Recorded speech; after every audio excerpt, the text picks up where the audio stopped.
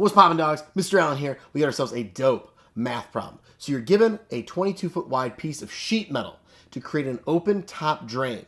What dimensions would maximize the water flow? Okay, we got a lot going on here, man. We got a drain. So here's our drain design right here. That's our height and that's our width. It's an open top, right? Water flows in and it flows down the drain. This is just a two-dimensional rendering here. A drain is going to be three-dimensional, right? But this is like a cross-section of it. Now we want to maximize water flow.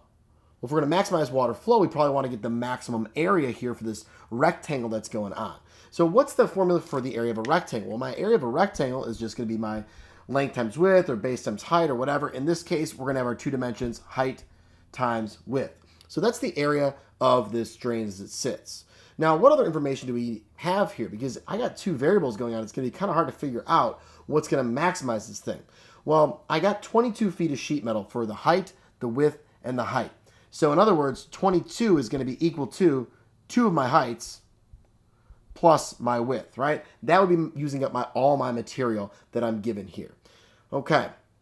Now, in order to bust out this TI here, right, and plug things in and do a little work with it, I need an area as a function of one variable, not of height and width. I can't be plugging in two variables. So what I'm going to do is I'm going to solve this guy right here for W, which will allow me to substitute into this equation, creating an equation with only one variable on that right-hand side. So I'm going to subtract 2h. So I'm going to have 22 minus 2h is equal to W. Now I can take this left side here that's equal to W and put it in place right there, creating a new function, area as a function of the height is equal to my height multiplied by my width, but as written in terms of h. So I'm going to have 22 minus 2h. Now, what kind of equation is this going to be? Well, I've got a linear times a linear is going to give me a quadratic. So it should be shaped like this because it's negative. And I'm going to have a negative 2h squared if I were to multiply it all out. So let's bust out that TI and plug this bad boy in. So I'm going to hit y equals.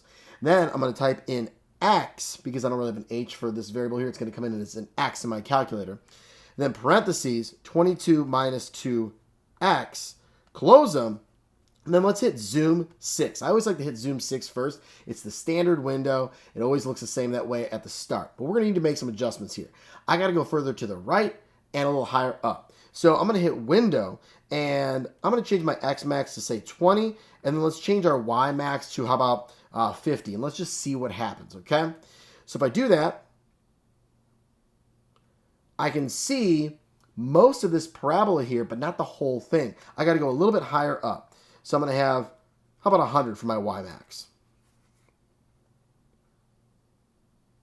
Ah, wonderful. Now I can see the entire graph that I want to look at here. Now my focus is going to be that maximum because it says what dimensions would maximize the water flow.